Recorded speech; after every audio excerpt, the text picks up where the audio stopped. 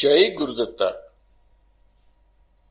శ్రీ శంకర భగవత్పాద విరచిత ఆత్మ జ్ఞానోపదేశ విధి అనే సంస్కృత గ్రంథాన్ని అనుసరించి పూజ్యశ్రీ కుప్ప వెంకటకృష్ణమూర్తి గారు రచించిన తెలుగు గ్రంథంలోని 8వ భాగం వినబోతున్నారు. గ్రంథకర్త శ్రీ శ్రీ శ్రీ గణపతి సచ్చిదానంద స్వామివారి ప్రియ శిష్యుడు, పూర్ణ విద్యానిధి పూజ్యశ్రీ కుప్ప వెంకటకృష్ణమూర్తి గారు ప్రస్తుతం అవధూత దత్తపీఠం శ్రీ గణపతి సచ్చిదానంద ఆశ్రమంలో విద్యాధికారిగా, భక్తిమాల సంపాదకులుగా పనిచేస్తున్నారు. 1999 జూన్ 15, 16, 17 తేదీలలో దత్తపీఠంలో పూజ్యశ్రీ కుప్ప వెంకటకృష్ణమూర్తి గారు అద్దంలో నగరము అనే శీర్షికపై చేసిన ప్రవచన సారం ఇక్కడ పొందుపరుస్తున్నాం. శ్రీ శంకరాచార్యులు వారు దక్షిణామూర్తి స్తోత్రం 10 శ్లోకాలలో నిబంధన చేశారు. సాంప్రదాయకులంతా వేదాంత పఠనం చేసేటప్పుడు ఈ దక్షిణామూర్తి శ్లోకాలను ముందర పారాయణ చేసి కానీ వేదాంత శ్రవణం చేయరు. ఈ స్తోత్రానికి ముందు సాంప్రదాయకమైన దక్షిణామూర్తి ధ్యాన శ్లోకం ఒకటి ఉంది. ఆ శ్లోకం గురించి ప్రసంగిస్తూ ప్రసంగకర్త ఈ విధంగా అన్నారు: శ్రీ దక్షిణామూర్తి స్వామివారు కేవలం చిన్ముద్రా ప్రదర్శనం చేతనే, మౌనం ద్వారానే వ్యాఖ్యానం చేశారు. కేవలం ముద్ర చేత అందరికీ జ్ఞానం ఎందుకు కలగడం లేదు అనే ప్రశ్నకి సమాధానంగా ప్రసంగకర్త కర్పూరం కేవలం అగ్గిపుల్లచే అంటుకున్నట్టు మనలో కూడా కర్పూరం వంటి జ్ఞానదీప్తి తయారు చేసుకుంటే అలా జరుగుతుంది అని తెలియజేస్తూ, అట్టి జ్ఞానదీప్తిని తయారు చేయడానికి, అట్టి కర్పూరాన్ని మనలో తయారు చేసుకోవడానికి ఏం చేయాలి అనే అంశంతో ప్రసంగాన్ని ముందుకి కొనసాగిస్తున్నారు. కర్పూరం తయారు కాలేదు అనడానికి వేరే నిదర్శనం అక్కర్లేదు. మన నెత్తిన అగ్గిపుల్ల కాదు కదా, గ్యాస్ పొయ్యి పెట్టినా అంటుకోదు, ఏం భయం లేదు. అందుచేత ఇప్పుడు ఏం చేయాలి? మన హృదయాలు ఆధ్యాత్మిక విద్యను గ్రహించడానికి, తగినటువంటి పవిత్రమైన కర్పూరంగా పరివర్తన చెందడానికి ఏ రకమైన భావన చేయాలి అనే విషయాన్ని ఈ దక్షిణామూర్తి స్తోత్రంలో మనకు అందిస్తున్నారు. అందుకనే ఎవరు ఎన్ని రకాల ఉపనిషత్ వాక్యాలు చదవనీయండి, బ్రహ్మసూత్ర భాష్యాలు, భగవద్గీత ప్రకరణ గ్రంథాలు చదవనీయండి, ఏం చదివినా సరే పూర్వ సాంప్రదాయంలో అందరూ కూడా ఈ దక్షిణామూర్తి స్తోత్రాన్ని వేదాంత పాఠానికి మొదట చివర కూడా పారాయణ చేసేవారు. అంటే దక్షిణామూర్తి స్తోత్రంతోనే వేదాంత విద్య ప్రారంభం కావాలి అని ఆ సాంప్రదాయం యొక్క సారాంశం అన్నమాట. ఆ దక్షిణామూర్తి స్తోత్రాన్ని శ్రీ శంకర భగవత్పాదులు వారు రాస్తే అనేక మంది మహనీయులు దానికి వ్యాఖ్యానం రాశారు. అందరూ రాసిన వ్యాఖ్యానాలు ఒక ఎత్తు, సురేశ్వరాచార్యుల వారు రాసిన వ్యాఖ్యానం మరొక ఎత్తు. సురేశ్వరాచార్యుల వారు ఎవరో, ఆయన విశేషం ఏమిటో తెలియాలి అంటే మనం ఆనాటి చారిత్రక సన్నివేశాలు కొద్దిగా తెలుసుకోవాలి. శంకరాచార్యులు వారు అద్వైత విజ్ఞానాన్ని ఈ భారతదేశం అంతా పంచిపెట్టడానికి సంచారం చేస్తున్న రోజుల్లో మీమాంసా శాస్త్రం అని ఒక శాస్త్రం బాగా ప్రచారంలో ఉండేది. అది కూడా వేదాన్ని ఆధారం చేసుకుని తత్వాన్ని బోధించే శాస్త్రమే. మీమాంసా శాస్త్రం వారు కర్మవాదులు. అంటే వేదోక్తమైన యజ్ఞ యాగాది కర్మానుష్ఠానం ద్వారా మాత్రమే మోక్షం వస్తుంది. ప్రతివాడు వాడికి యజ్ఞయాగాది రూపమైన ఏ విధులు వేదంలో విధింపబడి ఉన్నాయో వాటిని అనుష్ఠానం చెయ్యాలి. తప్పితే వట్టిగా ఈ తత్వశాస్త్రాలు చదివితే ఏమీ లాభం లేదు అనేది వాళ్ళ సిద్ధాంతం. దానికి ఆ రోజుల్లో కుమారుల భట్టు గారిని ఒక సిద్ధపురుషుడు ప్రధాన ఆచార్యుడుగా ఉండేవాడు. ఆయన దగ్గర మండన మిశ్రుడనే శిష్యుడు ఆయనంతటి పండితుడు ఉండేవాడు. ఆ రోజుల్లో సర్వోన్నత స్థాయిలో ఉన్నది కుమారుల భట్టు గారు కనుక మనం వారిని అద్వైత సిద్ధాంత పరంగా అంగీకరింపచేసినట్లు అయితే ఆయన శిష్య పరంపర అంతా మన వైపు చేరిపోతుంది అనే అభిప్రాయంతో శంకరాచార్య స్వామివారు వారి దగ్గరికి వెళ్లారు. వీరు వెళ్లే సమయానికి కుమారుల భట్టు గారు ఒక ఊక తొట్టె కట్టించుకుని దాంట్లో నిప్పు పెట్టి దాంట్లో కూర్చుని ఉన్నారు. అప్పటికి తొడల వరకు కాలిపోయి ఉన్నారు. అట్లానే కదలకుండా ఉన్నారు. ఆ సమయంలో శంకరాచార్యుల వారు వెళ్ళారు. అప్పుడు శంకరాచార్యుల వారి వయసు 16 సంవత్సరాలు, భట్టుగారికి 90 సంవత్సరాల వయస్సు. శంకరాచార్యుల వారు వెళ్ళి నమస్కారం పెట్టగా భట్టుగారు, నాయన ఎందుకు వచ్చావు అంటే, మీతో తత్వ విషయం చర్చ చేయడానికి వచ్చానండి అన్నారు శంకరాచార్యుల వారు. శ్రీ భట్టుగారు దివ్య జ్ఞాన సంపన్నుడు కనుక నీవు సాక్షాత్తు శంకరుడి యొక్క అవతారానివయ్యా, నీతో మాట్లాడడం అదృష్టమే, కానీ ప్రస్తుతం ఈ పరిస్థితిలో ఉన్నాను, నీతో మాట్లాడే ఓపిక నాకు లేదు అన్నాడు.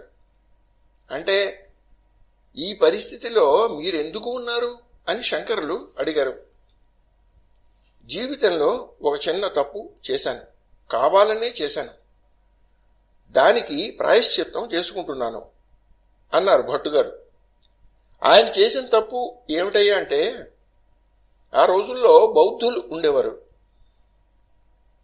వాళ్ళంతా కూడా వేదం అప్రమాణమని గట్టిగా వాదించేవారు.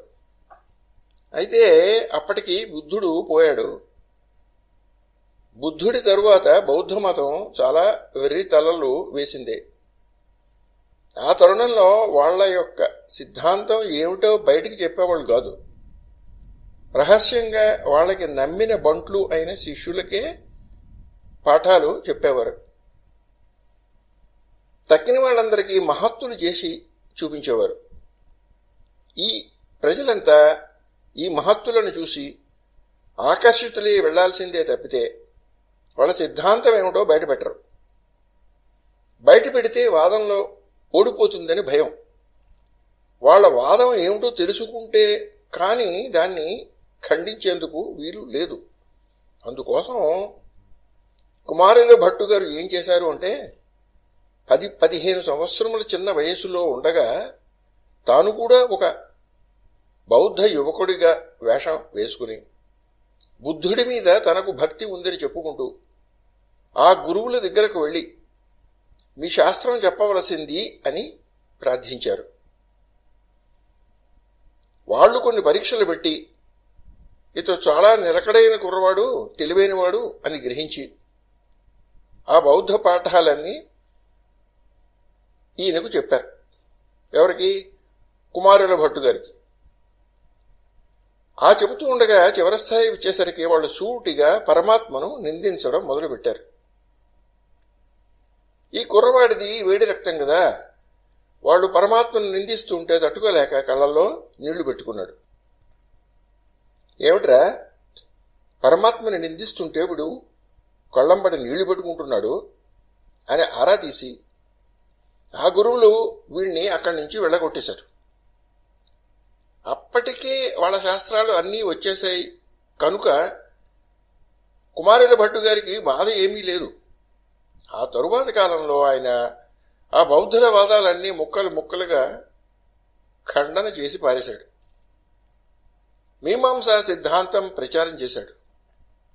ఆ ప్రచారం చేస్తున్న రోజుల్లో అక్కడి రాజు, ఏమయ్యా, నాకు ఈ వాదాలు గీదాలు ఏమీ తెలియవు, నాకు నిదర్శనం కావాలి అన్నాడు. ఆ రాజు యొక్క సభాభవనం పెద్ద కొండ మీద ఉంది. కుమారుల భట్టు వారు వేదములు కనుక ప్రమాణములు అయితే నాకు ఏమీ దెబ్బ తగలకుండుగాక అని కొండ మీద నుంచి కిందకి దూకేశాడు. ఏమీ దెబ్బ తగలలేదు, కానీ కాలి యొక్క చిటికిన వేలు కొంచెం బెణికిందిట. సరే, అది ఎవరికీ తెలియలేదు. కుమారుల భట్టు గారు సభలో దిగ్విజయం పొందాడు. మీమాంసా శాస్త్రం కాస్త విస్తారం అయిపోయింది. ఆ తరువాత కుమారుల భట్టు గారికి చాలా దుఃఖం వచ్చింది. ఏమిటి, వేదములు ప్రమాణములు అని సర్వశాస్త్రములు ఘోషిస్తూ ఉంటే ఈ విషయం చెప్పి కొండ మీద నుంచి నేను దూకితే నాకు వేలు ఎందుకు బెణకాలి? అది లెక్కలో విషయం కాదు, కానీ ఆ మాత్రం దెబ్బ కూడా ఎందుకు తగలాలి నాకు అని గురువుగారి దగ్గరికి వెళ్ళి అడిగాడు. కుమారుల భట్టు గారి గురువుగారు ఏమన్నారంటే, నాయన, నువ్వు చాలా తప్పు చేశావు. వేదముల ప్రమాణములు అయితే నాకు దెబ్బ తగలకుండుగాక అని వేదముల మీద ఒక పరీక్ష పెట్టావు. వేదముల ప్రమాణములే, నాకు దెబ్బ తగలదు అనాలి నువ్వు. వేదముల ప్రమాణములు అయితే దెబ్బ తగలకుండుగాక, కాకపోతే దెబ్బ తగులుగాక అని 2 అవకాశాలు పెట్టావు. దానివల్ల వేదాలను కొంచెం అవమానం చేశావు. అందుకోసమే నీకు చిన్న దెబ్బ తగిలింది, లేకపోతే తగిలి ఉండేది కాదు. అది కేవలం నీవు చేసిన పొరపాటును చూపించడానికే, సరిదిద్దుకో అని చెప్పారు. అందుచేత కుమారుల భట్టు వారు శంకరుల వారికి ఏం చెప్పారంటే, జీవితంలో నేను 2 పొరపాట్లు చేశాను. 1, గురువులకు ద్రోహం చేసి అబద్ధం చెప్పి విద్య చదువుకున్నాను. 2, వేదముల ప్రమాణములనే విషయంలో కొంచెం పొరపాటు మాట మాట్లాడాను. అందుచేత ఈ 2 దోషాలు నాకున్నాయి. దీనికి ప్రాయశ్చిత్తం ఏమిటా అని విచారిస్తే ఊక అగ్నిలో నన్ను నేను హోమం చేసుకోవడం కంటే వేరే మార్గం కనిపించలేదు. అందుచేత ఈ శరీరాన్ని నా అంతట నేనే దహనం చేస్తున్నాను. ఇప్పుడు నడుము దాకా కాలింది. కేవలం నా యోగశక్తితో నిలబడి ఉన్నాను తప్పితే నిలబడే పరిస్థితి కాదు. ఇప్పుడు నీతో వాదన చేసే ఓపిక లేదు. నా శిష్యుడు మండన మిశ్రుడు అని ఒక ఆయన ఉన్నాడు. ఆయన నర్మదా తీరంలో ఉన్నాడు.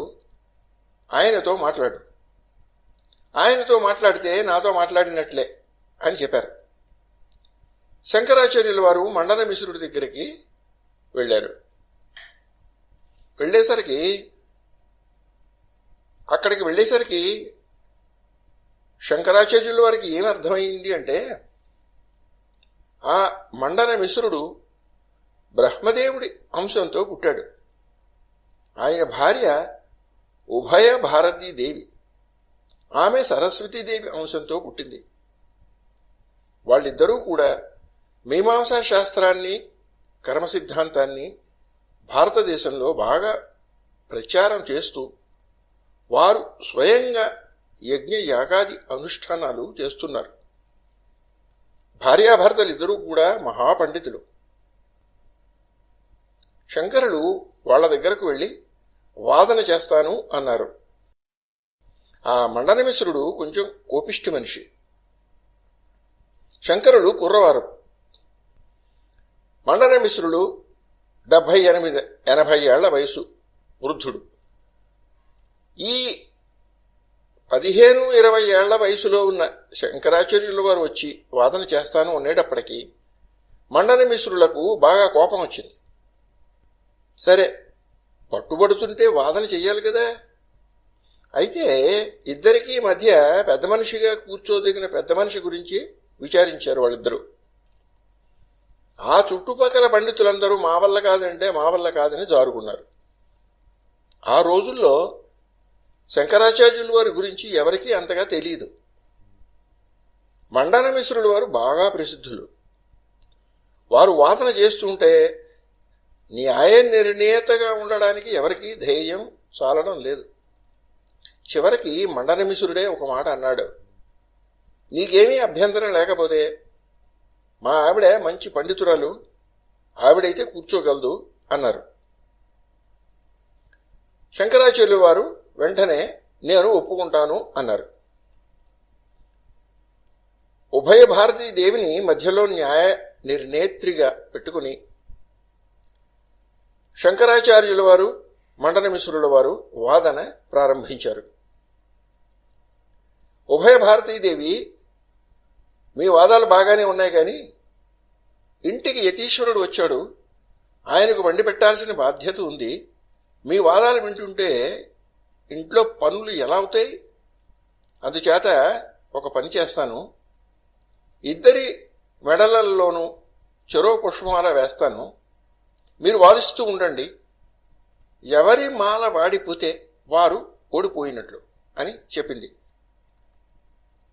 అప్పుడు శంకరాచార్యుల వారు మండనమిశ్రులు ఇద్దరూ సరే అన్నారు. ఇద్దరూ మాలలు వేసుకుని కూర్చున్నారు. వరుసగా 7 రోజుల పైన వాగ్వాదం జరిగింది. ఈ 7 రోజులలోనూ ఒక్క సంధ్యావందనానికి భోజనానికి మాత్రమే వాదన ఆపేవారట. తక్కిన కర్మలన్నీ పక్కన పెట్టేశారు. ఆ చుట్టుపక్కల ఉండేవారు అంతా సపదీరి కూర్చుని వినేవారు. ఇద్దరూ అద్భుతమైన ప్రజ్ఞతో వాదన చేశారు. 8వ రోజు వచ్చేసరికి మండనమిశ్రుడి మెడలోని మాల వాడింది. అది ఆయన గమనించుకోలేదు. ఆయన మంచి ధాటిగా వాదన చేసేస్తున్నాడు, కానీ వాదనలో పట్టు తప్పిపోయింది. అంతకుముందు రోజూ భోజనానికి పిలిచేటప్పుడు ఉమాభారతీదేవి స్వాముల వారికి దండం పెట్టి, స్వామి భిక్షకు రండి అని పిలిచేది. ఏమండి భోజనానికి రండి అని భర్తను పిలిచేది. ఆ రోజు ఇద్దరికీ నమస్కారం చేసి ఇద్దరూ భిక్షకు రండి అన్నదట. ఎందుకు అలా అంది అంటే, వీళ్ళు ఒక పందెం వేసుకున్నారు. శంకరాచార్యులు ఓడిపోతే ఆయన ఆ మండనమిశ్రుడు చెప్పిన పిల్లను పెళ్లి చేసుకుని యజ్ఞం చేయాలి. మండనమిశ్రుడు కనుక ఓడిపోతే ఆయన వెంటనే గుండు ఉరిగించుకుని ఎర్రబట్టలు కొట్టుకొని సన్యాసం పుచ్చుకోవాలి. ఇది వాళ్ళ పందెం. ఈవిడిచ్చిన తీర్పు ఇద్దరూ కూడా భిక్షకు రావలసింది అనే మాట.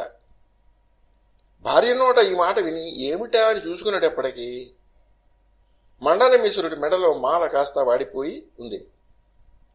ఆ రోజుల్లో తత్వనిష్ట ఎలా ఉండేది అంటే, పరాజితులమైన నిశ్చయమైన తర్వాత ఇక కుస్తీ పట్టడం ఉండేది కాదు.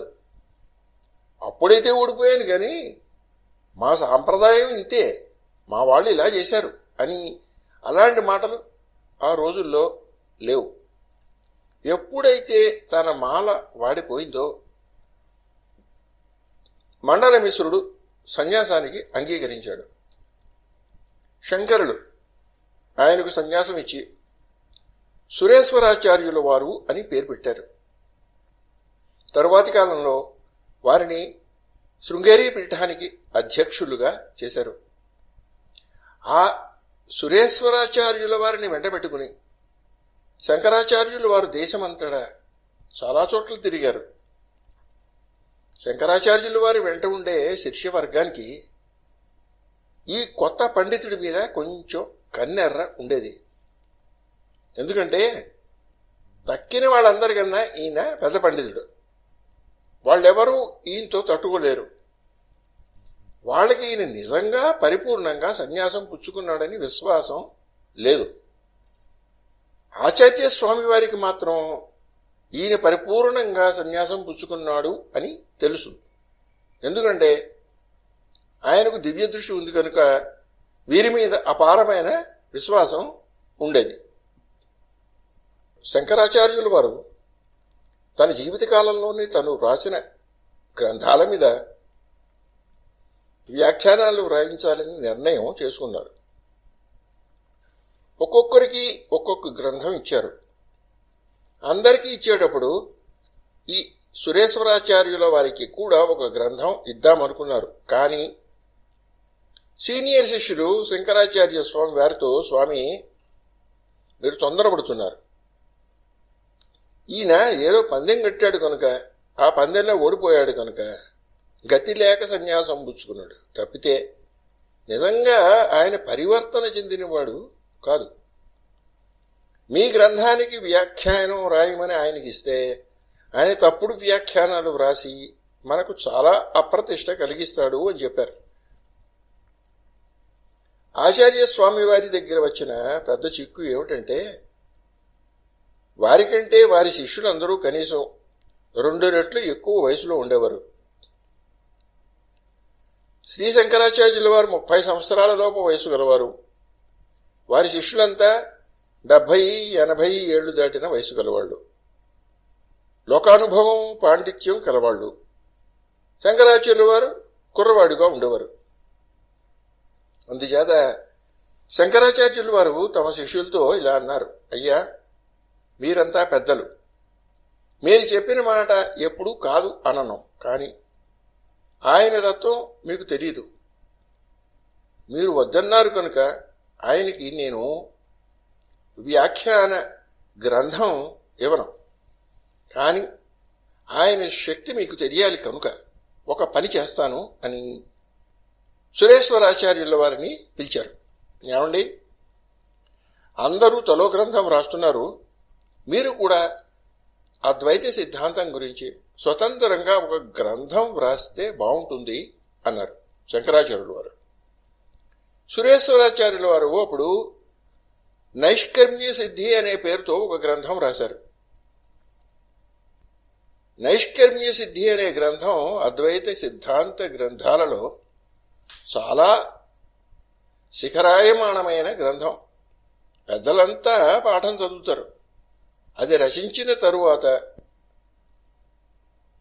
మిగిలిన శిష్యులంతా కూడా అటువంటి స్థాయిలో అద్వైత సిద్ధాంతాన్ని నిలబెట్టే గ్రంథం మరొకటి లేదని తమ తప్పును తామే అంగీకరించారు. అటువంటి సురేశ్వరాచార్యుల వారు శంకరాచార్యుల వారు వ్రాసిన ఈ దక్షిణామూర్తి స్తోత్రం మీద మానసోల్లాసము అనే పేరుతో ఒక వ్యాఖ్యానం వ్రాశారు. శ్లోకాలలోనే వ్యాఖ్యానం. మామూలుగా అనేక చోట్ల మీలో అద్వైత వేదాంత పరిచయం ఉన్నవాళ్ళు ఈ దక్షిణామూర్తి స్తోత్రం వినే ఉంటారు, కానీ ఈ మానసోల్లాస వ్యాఖ్యానం పేరు ఎక్కువ మంది వినుండరు.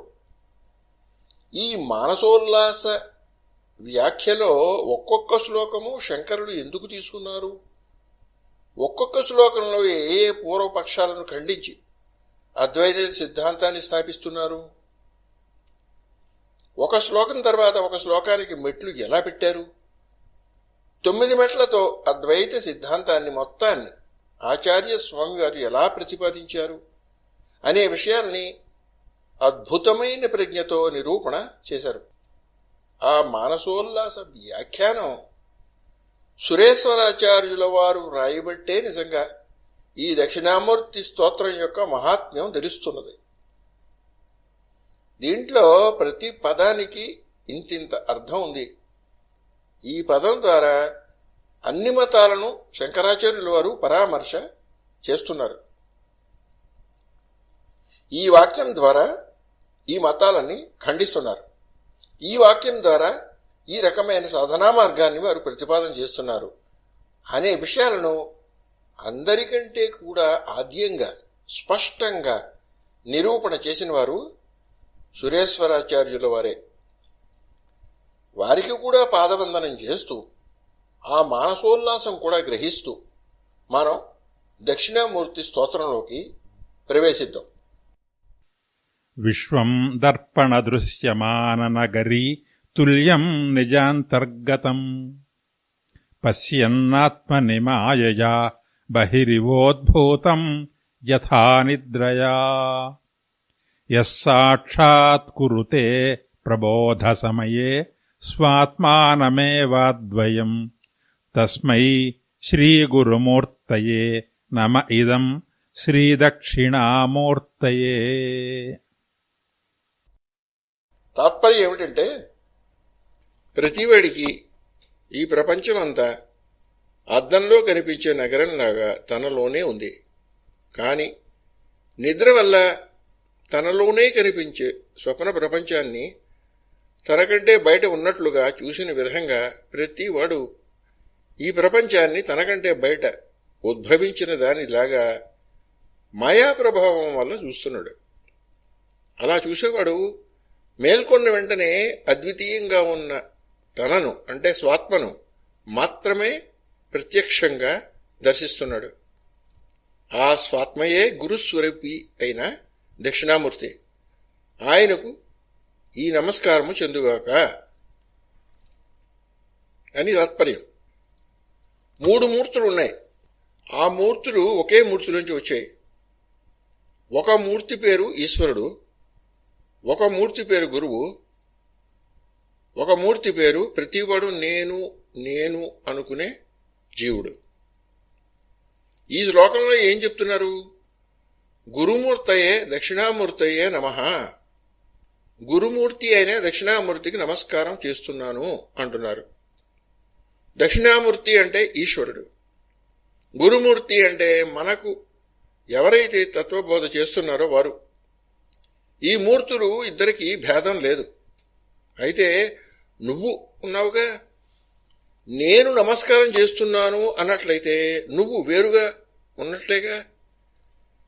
వారిద్దరూ మాత్రం ఒకటైతే అవ్వచ్చు కాక, అయితే ఏమి, కాకపోతే ఏమి, నువ్వెవరవే, నీకొచ్చిన లాభం ఏమిటి అనేది ప్రశ్న. ఆయన సింహాసనంలో కూర్చున్నారు, నేను నేల మీద కూర్చుని నమస్కారం పెడుతున్నాను అంటే భేదం చెప్తూనే ఉన్నావుగా. ఈశ్వరో గురురాత్మేతి, ఆ ముగ్గురు ఒకటే అని ఎలా అంటావయ్యా? అంటే నమః అనే పదానికి మనం మామూలు అర్థం తీసుకుంటే ఇసుకు వస్తుంది.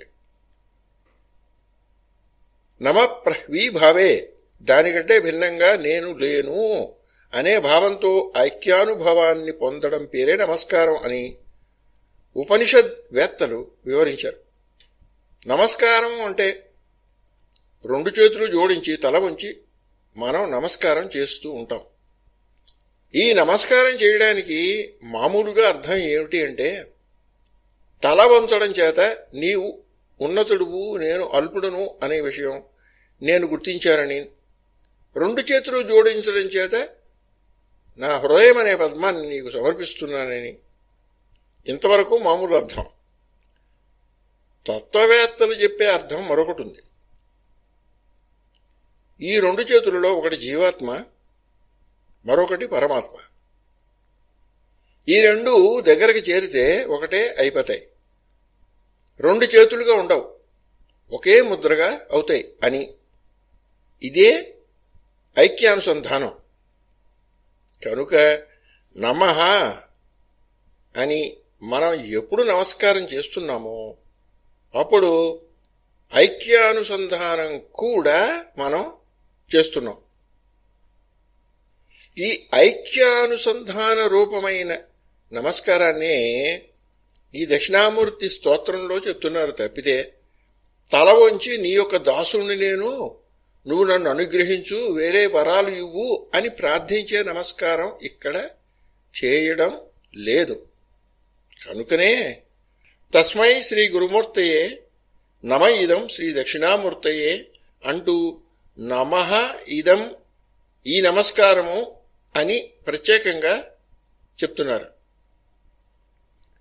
ఈ నమస్కారం అంటే ఏదైతే ఆత్మానుసంధాన రూపమైనటువంటి ఆ గురువునందు ఏకత్వాన్ని పొందేటువంటి నమస్కారం ఉందో ఆ నమస్కారాన్ని గురువుకి సమర్పిస్తున్నాను.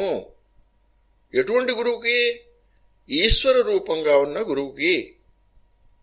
ఈశ్వరాభిన్న రూపంగా గురువును అనుసంధానం చేసి ఆ ఈశ్వరాభిన్నుడైన గురువుతో నాకు ఏకత్వాన్ని అనుసంధానం చేస్తున్నాను అని చెప్తున్నారు. ఈశ్వరుడు ఒకడు ఉన్నాడు, గురువు ఒకడున్నాడు.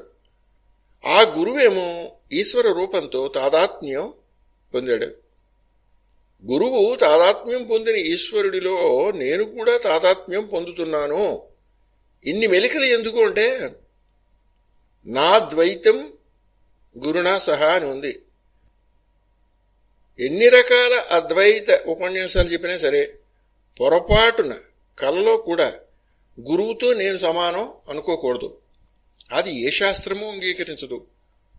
గురువు ఉపదేష్టగా ఉండి మనకు జ్ఞానం ప్రసాదిస్తున్నంత కాలము, జ్ఞానసిద్ధి ఇంకా లభించకుండా ఇంకా జ్ఞానం కోసం ప్రార్థన చేస్తున్నంత కాలము గురువు గురువే, శిష్యుడు శిష్యుడే. నీకు ఎంత శక్తి వచ్చినా గురువుకు నీకు అద్వైతం కుదరదు. గురువుతో అద్వైతం కుదరదని ధర్మశాస్త్రం ప్రకారం చెప్తున్నారు. ఈశ్వరో గురురాత్మేతి మూర్తి భేదాత్ విభాగినే అని, ఈశ్వరుడు ఒకటే, గురువు ఒకటే, జీవుడైన నువ్వు ఒకటే అని తత్వశాస్త్రం ప్రకారం చెప్తున్నారు. ఈ రెండు ఎట్లా కుదురుతాయి అంటే తత్వస్థితిలో అది సత్యమే అయినప్పటికీ సాధన స్థితిలో నేను గురువుతో తాదాత్మ్యాన్ని పొందుతున్నాను, ఈ గురువుని నేనే కనుక నమస్కారం చేయక్కర్లేదు, గురువుకు నేను ప్రార్థన చేయక్కర్లేదు అని ఎవరన్నా అన్నట్లయితే వాడికి అద్వైతం కాదు కదా, ఏ రకమైన జ్ఞానము రాదు. అభేదాన్ని ఎప్పుడూ కూడా ఈశ్వరుడితో అనుసంధానం చేయాలి. అభేద జ్ఞానాన్ని గురువు ద్వారా సంపాదించాలి. గురువు ద్వారా సంపాదించిన అభేద జ్ఞానాన్ని ఎవరి మీద ప్రయోగించాలి అంటే ఈశ్వరుడి మీద ప్రయోగించాలి. ఆ ఈశ్వరుడికి ఈ ప్రకరణంలో పెట్టిన పేరు దక్షిణామూర్తి. ఈ అభేద జ్ఞానం గురువు దగ్గర నుంచి ఏమని సంపాదిస్తున్నాం? ఈశ్వరుడే ఈ ప్రపంచమంతా విస్తరించి ఉన్నాడు అని సంపాదిస్తున్నాం. అంటే జీవుడనే రూపంలో కూడా ఈశ్వరుడే వచ్చి ఉన్నాడు అని చెప్తున్నాం. ఈ జ్ఞానం గురువు ద్వారా వచ్చింది కనుక ఆ గురువును ముందుగా ఈశ్వరుడి యందు లయం చేసి అట్టి ఈశ్వరునిలో శిష్యుడు తాతాత్మ్యాన్ని భావన చేయాలి. తప్పితే ఈశ్వరుడిని దూరంగా పెట్టి సాక్షాత్తుగా గురువులోనే తాదాత్మ్య భావన చేసినట్లయితే ఆ గురువు మీద ఉండే గురుభక్తి భిన్నమైపోతుంది. గురుభక్తి భిన్నమైతే వచ్చిన నష్టం ఏమిటి? తత్వం వస్తుంది కదా. అంటే తత్వం రాదు. ఇందాక ఉపనిషత్తు మంత్రంలో యస్య దేవే పరాభక్తి యథా దేవే తథా గురౌ తస్యైతే కథితా హ్యర్థా ప్రకాశంతే మహాత్మనః అని చెప్పారు కదా. అంటే ఈశ్వరుడి యందు భక్తి ఉండాలి. ఈశ్వరుడి యందు ఎటువంటి నిర్మలమైన నిష్కామమైన భక్తి ఉన్నదో అటువంటి భక్తే సాక్షాత్తుగా గురువు మీద ఉండాలి. అటువంటి వారికి మాత్రమే ఈ ఉపనిషత్తులో బోధింపబడిన అర్థాలు హృదయంలో స్వయంగా ప్రకాశిస్తాయి అని చెప్పారు. తక్కిన వారికి మాత్రం, అనగా గురువునందు దేవుడి యందు భక్తి లేని వారికి మాత్రం ఉపనిషత్తులలోని విషయాలు కేవలం పురాణ శ్రవణంగా ఉంటాయి అని చెప్పుకున్నాం. ప్రకాశించడం అంటే ఇందాక వివరించుకున్నాం. వేదాంతార్థములు అనగా ఉపనిషత్తులలో చెప్పిన తత్వార్థములు ప్రకాశించాలి అంటే 2 షరతులు ఉన్నాయి. 1 గురుభక్తి ఉండాలి, 2 ఈశ్వర భక్తి ఉండాలి. నువ్వు గురువుతోనే తాదాత్మ్యాన్ని ముందరగా భావన చేసి గురుభక్తిని పోగొట్టుకున్నట్లయితే ఒక షరతు ఎగిరిపోయింది. అందువల్ల నీకు తత్వార్థ జ్ఞానం ఎప్పటికీ స్ఫురించదు.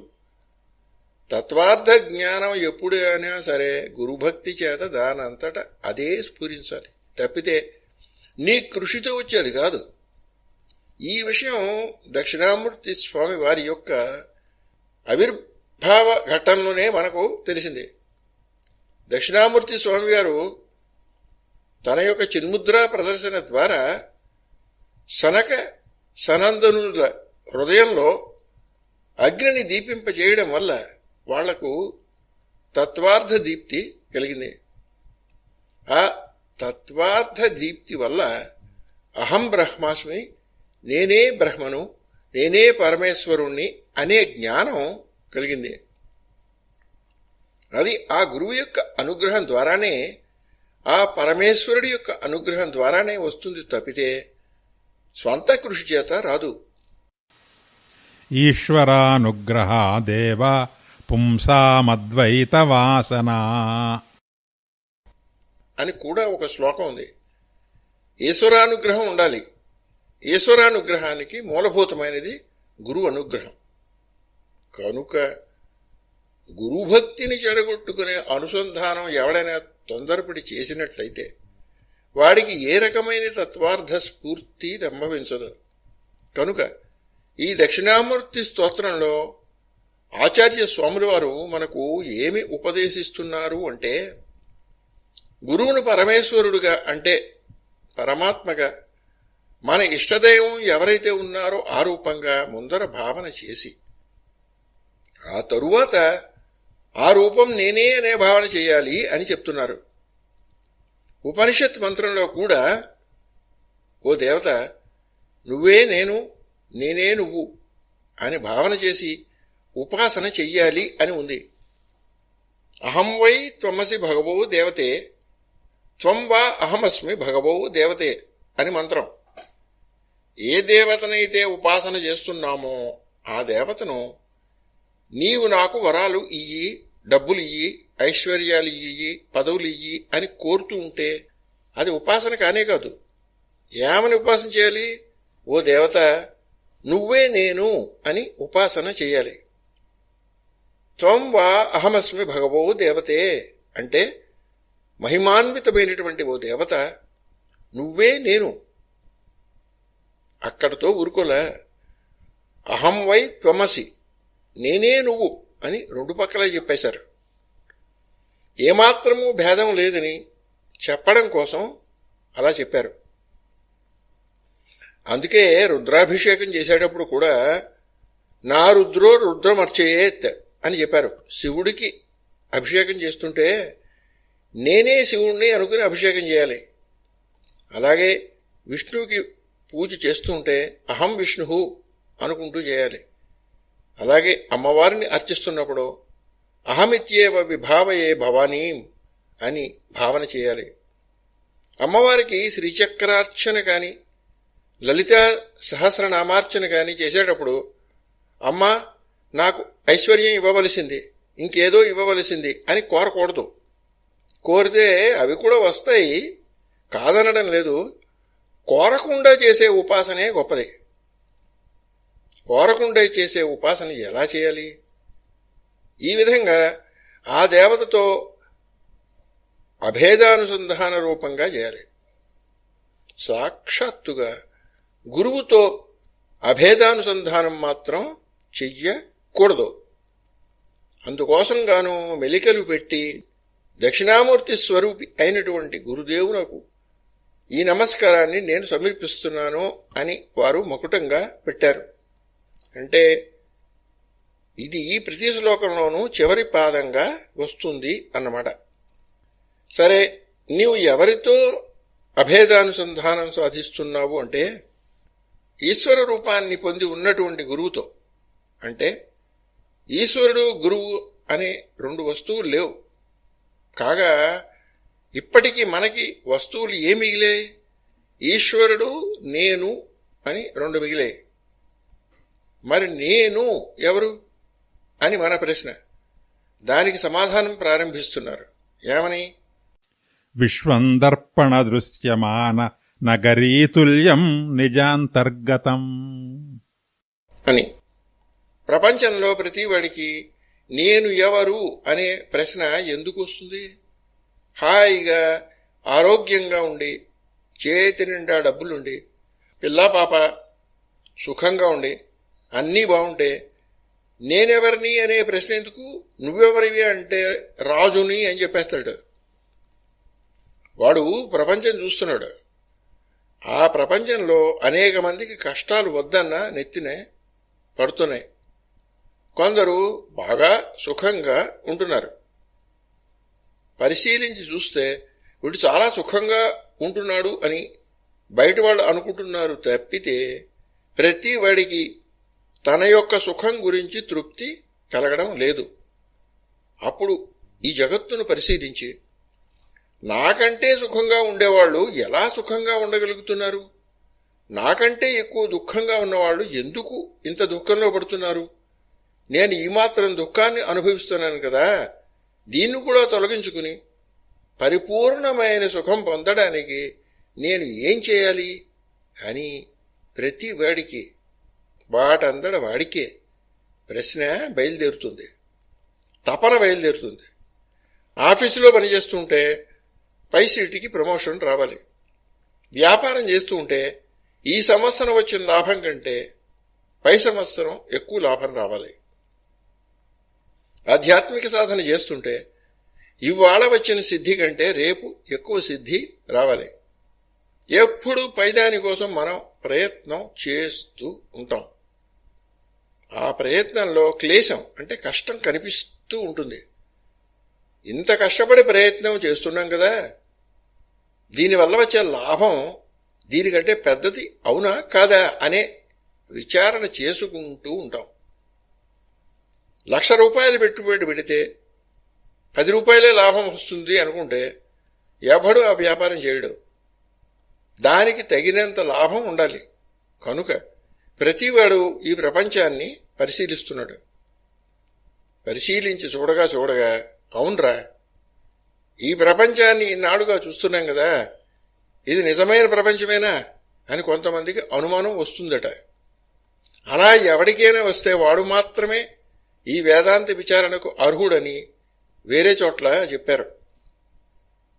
అలాంటి అర్హత మనకు ఉందా? ఎవరికైనా ఒకడికి ఈ ప్రపంచాన్ని పరిశీలన చేసేటప్పుడు ఇది నిత్యం కాదు, ఇది ఎప్పటికప్పుడు కొట్టుకుపోతోంది అనిపిస్తే అప్పుడు వాడు ఈ కనిపించే ప్రపంచం యొక్క తత్వం ఏమిటి అని విచారణ చేస్తే బాగా ఆలోచించగా ఇదంతా కూడా అద్దంలో కనిపించే బొమ్మలాగా కనిపిస్తోంది అని అనిపిస్తుందట. కొండ ఎదురుగుండా అద్దం పెట్టాం, పెద్ద కొండ చిన్న అద్దంలో కనిపిస్తోంది. ఇక్కడ ఒక కొండ కనిపిస్తోంది, అద్దం లోపల మరొక కొండ కనిపిస్తోంది. కనిపించడంలో రెండూ సమానమే. ఆ కొండ ఈ కొండ రెండూ కనిపిస్తుంటే మనం ఏమనుకుంటాము అంటే అద్దంలో ఉన్న కొండ అసలు కొండ కాదండి, అబద్ధపు కొండ అంటాం. బయట కనిపించే కొండ సత్యమైన కొండ అంటాం. అద్దంలో కనిపించే కొండకి ఆ బయట కనిపించే కొండకి తేడా ఏమిటి? మనం ఇక్కడ కూర్చుని చూస్తున్నంతసేపు రెండిటికి ఏమీ తేడా లేదు. ఎదురుగా కనిపించే కొండను కావాలంటే వెళ్ళి ఎక్కగలం, ఈ అద్దంలో కనిపించే కొండ మీదకు ఎక్కలేం. ఆ భేదం చేత ఈ రెండు వేరుని, మనకు కనిపించే కొండ సత్యమని, అద్దంలో కనిపిస్తున్న కొండ ఏమో అసత్యమని మనం మామూలుగా అనుకుంటూ ఉంటాం. తత్వ పరిశీలన చేసే పరిశీలకుడు మాత్రం ఏమంటాడు అంటే, ఇట్లా నేను నిన్నటిదాకా అన్నా గాని బాగా పరిశీలించి చూస్తే నాకు మామూలుగా కనిపించే కొండలు, నదులు, చెట్లు, పుట్టలు ఇవన్నీ కూడా అద్దంలో కనిపిస్తున్న కొండల్లాగానే ఉన్నాయండి, నిజమైన కొండల్లాగా కనిపించడం లేదు అంటాడట. తెలివి మరీ ఎక్కువైపోయినట్లుందే చూస్తాను అంటే, అలా కాదండి, నాకు నిజంగానే అట్లా కనిపిస్తోంది అన్నట్ట. ఎందుకు నీకు అట్లా కనిపించిందయ్యా అంటే, నాకు ఒక సందేహం వచ్చిందండి. ఇవాళేమో నేను ఇక్కడ కూర్చున్నాను, ఎదురుగుండా ఆ కొండ కనిపించింది, అది నిజమైన కొండ కాదా అని అనుమానం వచ్చి ఆ కొండ ఎక్కి వచ్చాను. అయితే నిన్న రాత్రి నిద్రపోయేటప్పుడు నాకు ఇంతకన్నా పెద్ద కొండ ఒకటి కనిపించింది. ఆ కొండ మీద కూడా నాకు అనుమానం వచ్చి దాని మీదకి ఎక్కా, ఆ కొండ మీద నుంచి దూకా, ఆ కొండ మీద పరుగులు ఎత్తా, అంత స్పష్టంగా చూశా. అంత బాగుంది కదా అనుకుంటే ఇలా కళ్ళు తెరిచా ఆ కొండ కనిపించలేదు. ఏమైపోయిందో అర్థం కావడం లేదు. అంతలావు కొండ, పెద్ద పెద్ద బండలు, దాని మీద బ్రహ్మాండమైన చెట్లు, ఏనుగులు, పుట్టలు అన్నీ ఉన్నాయి. అక్కడ నేను బ్రహ్మాండంగా విహరించాను. అంత విహరించినటువంటి కొండ క్షణంలో కనిపించకుండా పోయింది. ఇప్పుడు ఇక్కడ ఇంత కొండ కనిపిస్తోంది. ఇది నేను నిద్రపోతున్న సమయంలో అప్పుడు కనిపించలేదు. కనుక ఒక కొండ బాగా కనిపించి దాని మీద ఎక్కి విహరిస్తే అది సత్యమైన కొండ అని ఏ నియమాన్ని అయితే తీసుకున్నానో దాన్నే అన్వయించి నిన్న రాత్రి కలలో నేను విహరించిన కొండను సత్యమైన కొండ అనాలి. కానీ నేను అలా అనడం లేదు. ఇవాళ లేచినాక అది అబద్ధమైన కొండ అంటున్నాను. కనుక అది అంటే ఆ కలలో చూసిన కొండ అబద్ధమైన కొండ అంటున్నాను. కనుక కళ విషయంలో నేను ఉపయోగించిన నియమాన్ని ఇవాళ ఎదురుగుండా కనిపిస్తున్న ఈ కొండకు అన్వయించి దాని మీద ఎక్కి విహరించినంత మాత్రాన ఇది అంటే ఇప్పుడు కనబడుతున్న జాగ్రత్త అవస్థలో కనబడుతున్న కొండ సత్యమైన కొండ అనడానికి వీలు లేదు అని చెబితే తప్పేంటి? కనుక ఇది కూడా అబద్ధమైన కొండే కావచ్చు అని నాకు సందేహం బయలుదేరిందండి అన్నట్టు వాడు. కాగా మనం ఏం చేస్తున్నామంటే మామూలుగా మన నిత్య వ్యవహారంలో ద్వంద్వ సిద్ధాంతాలను అన్వయిస్తున్నాం. స్వప్నంలో ఒక దృశ్యాన్ని చూస్తున్నాం. ఆ దృశ్యం ఇవాళ అబద్ధం అని మనం చెబుతున్నాం. ఎందుకు చెబుతున్నామయ్యా అంటే కొన్ని కారణాలు చెప్తున్నాం. అది కొంచెంసేపే కనిపించింది, అది నిద్రపోకముందు లేదు, నిద్ర మెళుకు వచ్చాక లేదు, నిద్రపోతున్న మధ్యకాలంలో ఉంది. అక్కడ అటువంటి కొండ ఉండడానికి అవకాశం లేదు. అవకాశం లేని చోట కొండ కనిపించడం, పూర్వాపరాలలో కొండ లేకుండా ఉండడం, ఉన్నట్టుండి మాయమైపోవడం, ఈ కారణాల చేత కల్లో కనిపించే కొండ అబద్ధం అని మనం చెప్తున్నాం. బాగుంది. ఇవే కారణాలను మనం ఒప్పుకుందాం. ఎదురుగుండా కనిపిస్తున్న ఈ కొండపై ఈ కారణాలని అన్వయించి చూద్దాం, ఏమవుతుందో చూద్దాం. నువ్వు నిద్రపోయే సమయంలో ఇది ఏమైపోయిందో తెలీదు. నువ్వు చచ్చిపోయిన తర్వాత ఈ కొండ ఉంటుందో లేదో తెలీదు. కనుక వెనక ముందు తెలియకపోవడం దీనికి సమానమే, దానికి సమానమే. మెళకువ వస్తే కలలోని కొండ మాయమైపోయినట్లుగా ఉన్నట్టుండి చచ్చిపోతే ఈ మెళకువలో ఉన్న కొండ కూడా మాయం అయిపోతుంది. ఉన్నట్టుండి మాయమైపోవడం కూడా దానికి దీనికి సమానమే. అయితే తేడా ఏమిటి అంటే కాలపు కొలత దీనికి పెద్దది, దానికి చిన్నది. ఓహో, చాలా గొప్పగా ఉందయ్యా నువ్వు చెప్పింది అంటూ ఉండగానే ఇంకొక పెద్ద మనిషి వచ్చి దీనికి కూడా ఇంకొక చిక్కు ఉందండి. నాకు నిన్న ఒక కల వచ్చింది. ఆ కలలో నేను ఒక పెద్ద రాజుగా ఉన్నాను. నేను రాజుగా దేదీప్యమానంగా ప్రకాశిస్తూ ఉండగా నా శత్రువులు కొంతమంది వచ్చి నా రాజ్యం మీద దండెత్తారు. నేను అద్భుతమైన పరాక్రమంతో వాళ్ల మీద యుద్ధానికి వెళ్ళాను. ఆ యుద్ధంలో ఓడిపోయి అడవిలోకి పారిపోయాను. అక్కడ నాకొక ఆటవిక స్త్రీతో పరిచయం ఏర్పడింది. నాకు 10 మంది పిల్లలు పుట్టారు. వాళ్ళంతా పెద్దవాళ్ళు అయ్యేదాకా అడవిలోనే ఉండి వాళ్ళందరినీ కూడా కూడకట్టుకుని అక్కడ ఉండే ఆటవికులందరినీ పోగు చేసుకుని మళ్లీ వచ్చి యుద్ధం చేసి నా రాజ్యం నేను సంపాదించాను. మళ్లీ రెండోసారి నా సింహాసనం నేను ఎక్కబోయే సమయానికి నాకు మెళకువ వచ్చేసింది. కల ఎగిరిపోయింది అన్నాడు. వాడు మొదట రాజే పుట్టాడు, రాజ్యం చేశాడు, యుద్ధం చేశాడు, ఓడిపోయాడు. మళ్లీ పిల్లలు పుట్టారు. వాళ్ళు పెద్దవాళ్ళయి యుద్ధం చేసే పరిస్థితి దాకా వచ్చారు. మళ్లీ రాజ్యం గెలిచారు. ఎన్ని సంవత్సరాలు అయి ఉండాలండి? వాడు నిద్రపోయింది ఎంతసేపు, ఆ నిద్రలో కల ఉన్నది ఎంతసేపు? ఒకే కల కదలకుండా కూర్చున్నది అనుకున్నా కూడా సరే, గరిష్టంగా వేసుకున్నా కూడా 7 లేక 8 గంటలు వరుసగా కల వచ్చింది అనుకుందాం. 7 లేక 8 గంటల కాలంలో వాడికి సుమారు 25 సంవత్సరాల కథ నడిచింది. కనుక ఎవడి కాలపు కొలతను ఇప్పుడు తీసుకోవాలి? మెళకువగా ఉన్నప్పటి కాలం సరి అయిన కాలం అనుకోవాలా, కల్లో ఉన్నప్పటిది నికరమైన కాలపు కొలత అనుకోవాలా? ఏదో ఒకటే కరెక్ట్ అనుకునేందుకు కారణం లేదు. కనుక 2 కరెక్టే అనుకుందాం. 2 కరెక్ట్ అనుకుంటే ఒకటి చిన్న కాలమని ఒకటి పెద్ద కాలమని చెప్పే అవకాశం లేదు.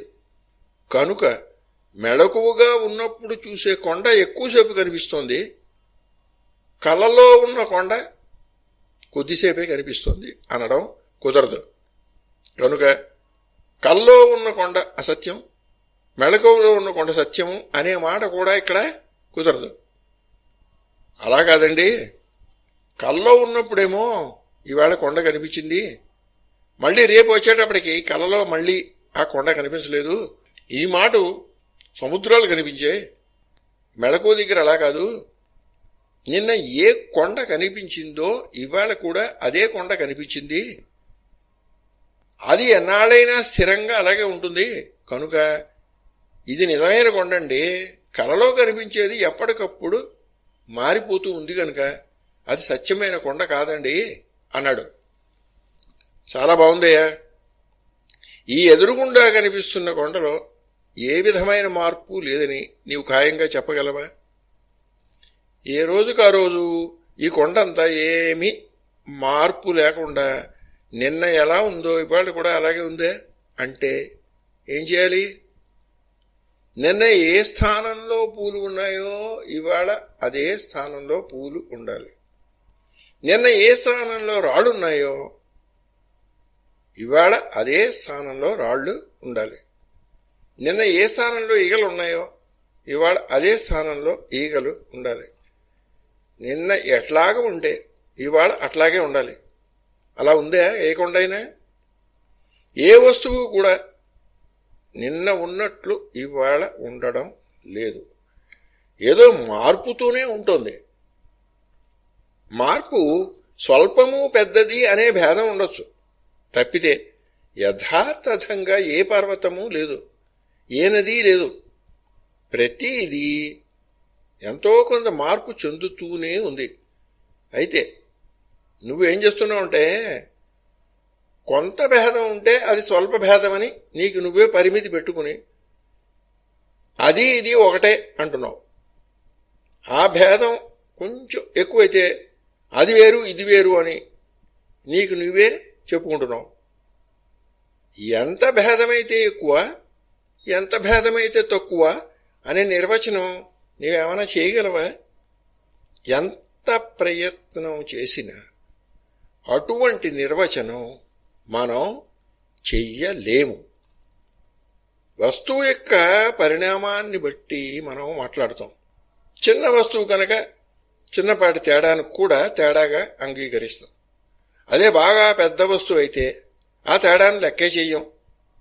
అందుచేత నీవు పరిశీలన చెయ్యడంలో లోపం తప్పితే ప్రతి వస్తువు కూడా ప్రతిరోజు ఎంతో కొంత పరిణామాన్ని పొందుతూనే ఉంది.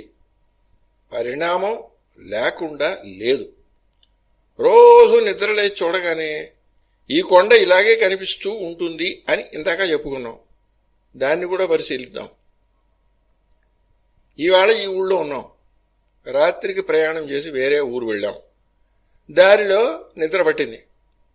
తెల్లారి లేచి కళ్ళు తెరిచాం. ఎదురుగా కొండ ఉందా?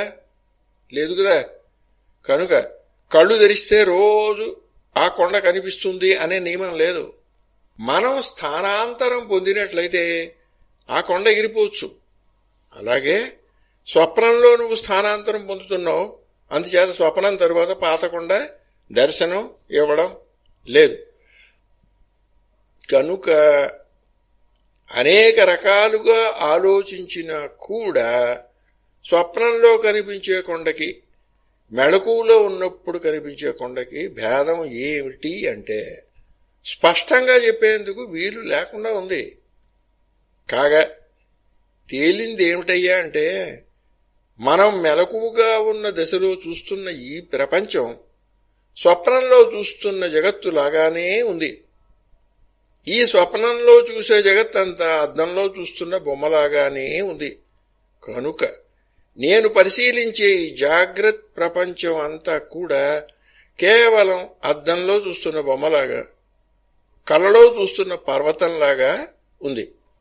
ఇలా అనుకుంటూ ఉండగానే ఇంతలోగా వాడు సుషుప్తిలోకి వెళ్ళిపోయి నిద్రలేచి, నేనే ఆ కలలో కొండను చూశాను, నేనే మెలకువలో కొండను చూశాను, ఈ రెండూ లేకుండా నేను సుషుప్తిలో ఆనంద రూపంగా ఉన్నాను అని చెప్తున్నాడు. ఎవడైతే ఇలా చెప్తున్నాడో అతడే ఆ దక్షిణామూర్తి రూపుడైన పరమేశ్వరుడితో ఐక్యం చెందినటువంటి గురువు. ఆ దక్షిణామూర్తినే నేను అని ఈ మొదటి శ్లోకంలో చెప్పారు. నిద్రపోతున్నవాడు కలలో ఒక మహాసైన్యాన్ని చూసి మహాయుద్ధాలు చేసి అలా చేస్తూనే ఆ గందరగోళంలో ఉంటూ ఉండగానే ఒక్కసారి మెళుకు వచ్చేసరికి వాళ్ళందరూ ఎటుపోయారో ఎలా పోయారో తెలియక గల్లంతైపోయి, నేను ఒక్కడే ఉన్నాను, మహాసైన్యం లేదు, అంతమంది జనం లేనేలేరు అసలు అని వాళ్ళందరినీ అసత్య వస్తువులుగానే నిర్ణయం చేసేస్తున్నాడు. నేనే కల్లో ఈ మహాసైన్యాన్నంతా సృష్టి చేశాను, అక్కడి ఏనుగులను నేనే సృష్టి చేశాను, కత్తులను నేనే సృష్టి చేశాను, చెట్లను కొండల్ని నదుల్ని అన్నింటినీ నేనే సృష్టి చేశాను, చివరికి నేనొక్కడే మిగిలాను, అవన్నీ లేనే లేవు అని నిర్ణయం చేస్తున్నాడు. లేనే లేనివి అయినట్లయితే లేని వాటిని ఎవడన్నా సృష్టి చేస్తాడా? అలాంటివాడు సృష్టికర్త అవుతాడా? కాని అలాంటి సృష్టి ప్రతివాడు ప్రతిరోజు చేస్తూనే ఉన్నాడు. అలా చేస్తూ బయటకు వచ్చేసి ఆ సృష్టి అసలు లేనే లేదు పొమ్మని వాడే చెప్తున్నాడు. అలా ఎవడైతే చెప్తున్నాడో అంటే ఎవడైతే అనుదినము అఖండమైన స్వప్న సృష్టి చేస్తూ ఆ సృష్టిని తను స్వయంగా అనుభవిస్తూ తను సృష్టించిన సృష్టి నుంచి సుఖదుఖాలను తనే స్వయంగా అనుభవిస్తూ అంతా అయిపోయిన తర్వాత కాలితో ఒక్కసారిగా తన్నేసినట్లుగా ఆ స్వప్న ప్రపంచాన్ని తన్ని పారేసి యువతలికి వచ్చేసి అసలు స్వప్నమే అబద్ధమండి అనేస్తున్నాడే, వాడినే నేను. స్వప్నం అబద్ధం అనడానికి పాండిత్యం అక్కర్లేదు, ఎక్కడ శాస్త్రాలు చదువుకు రానక్కర్లేదు. ఎవడన్నా పట్టుబట్టి స్వప్నం అబద్ధం కాదండి, స్వప్నం కూడా నిజమే, నాకు బంగారం లాంటి కళలు వస్తున్నాయి అంటే వాడికి పాద నమస్కారం చేసి వెంటనే నాకు 1,00,000 రూపాయలు అప్పుగా ఇచ్చి నువ్వు నా స్వప్నంలోకి వచ్చి వసూలు చేసుకో అంటే వాడి రంగు బయట పడిపోతుంది. కొందరు దీనికి అంగీకరించరు. మనం జాగ్రత్త ప్రపంచాన్ని చూస్తున్నట్లుగానే స్వప్న ప్రపంచాన్ని కూడా చూస్తున్నాం. ఈ జాగ్రత్త ప్రపంచంలాగానే స్వప్న ప్రపంచం కూడా సత్యమే అని కొన్ని దేశాల వాళ్ళు నమ్మి రాత్రిపూట నిద్రకు వెళ్ళేటప్పుడు నీకు తీయటి కలలు కలుగుగాక అని ఆశీర్వదిస్తూ ఉంటారు. తీయని కలలు కలిగితే వాళ్ళు సంతోషపడుతూ ఉంటారు. మన దేశంలో మాత్రం తీయని కలలు కలిగినా ఒకటే, కారం కలలు కలిగినా ఒకటే, కలలన్నీ కళ్ళలే అని కొట్టివారేస్తారు. కళ అబద్ధం అని చెప్పడానికి ఏ పాండిత్యమో అక్కర్లేదు. ఎంత పాండిత్యం ఉన్నా కూడా కళను నిజం చేసేవాడు లేడు. తాను స్వయంగా ఆ కళలో భాగంగా ఉండి ఆ కళలో వచ్చిన సుఖదుఖాలను స్వయంగా అనుభవించి ఆ కళను తనే సృష్టి చేసి ఇంత చేసినవాడు ఆ కళకు నేనే సృష్టికర్తను కాదు పో అంటున్నాడు. ఇలా ఎవడైతే కళలను సృష్టి చేసి కలలో తానే భాగంగా ఉండి కలలను అనుభవించి కూడా తనంతట తనే ఎవడి ప్రమేయం లేకుండా కల అబద్ధమని తిరస్కరించి పారేస్తున్నాడో అటువంటి వాడే ఈ దక్షిణామూర్తి స్వామివారు. వారే గురువు, వారే జీవుడు, వారే మూర్తి భేద విభాగి. ఈశ్వరో గురురాత్మేతి మూర్తిభేదాత్ విభాగినే. 3 మూర్తులు పొందినవాడు వాడే అని చెప్పారు. ఇదే మొదటి శ్లోక సారాంశం. మాటలు బాగానే ఉన్నాయండి, కళ విషయం అంతా ఒప్పుకున్నాం, ఎవ్వరూ కాదని లేదు. మాకు మంచి కళలు వచ్చినాయా చెడ్డ కళలు వచ్చినాయా అని మీ దగ్గరకు వచ్చి మేమే ఏడవలేదు.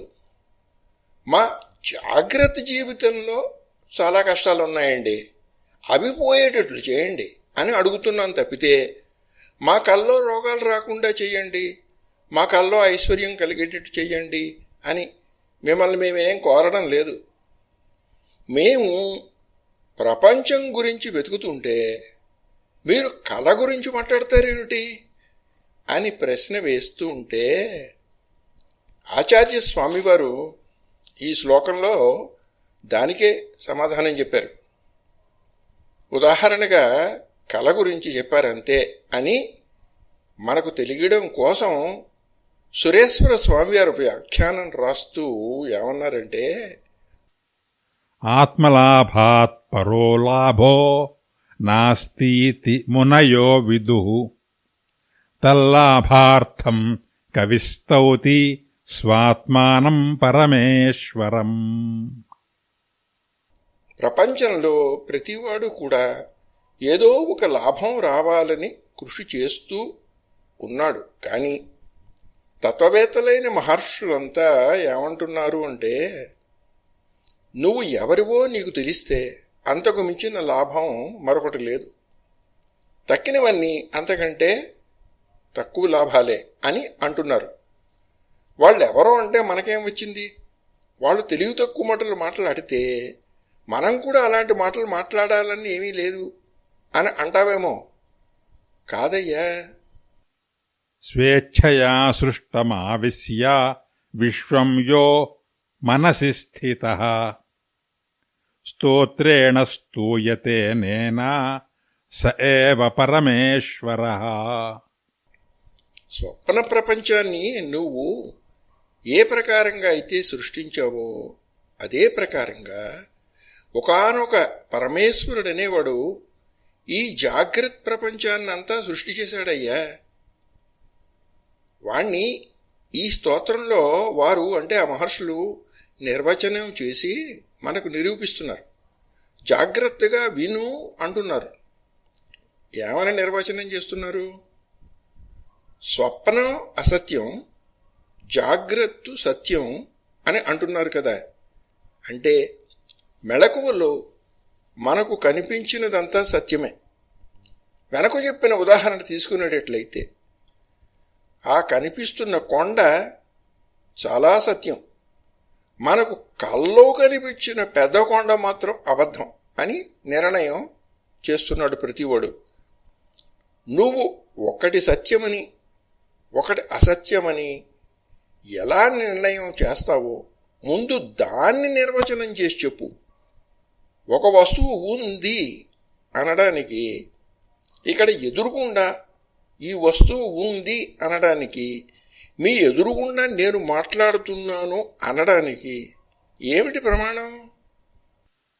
అస్తి ప్రకాశత ఇతి వ్యవహారః ప్రవర్తతే తచ్చాస్తిత్వం ప్రకాశత్వం కస్మిన్నర్థే ప్రతిష్ఠితం. ఒక పెద్ద కొండ ఉంది అని చెబుతున్నావు, లేదనే దాన్ని పక్కన పెట్టు.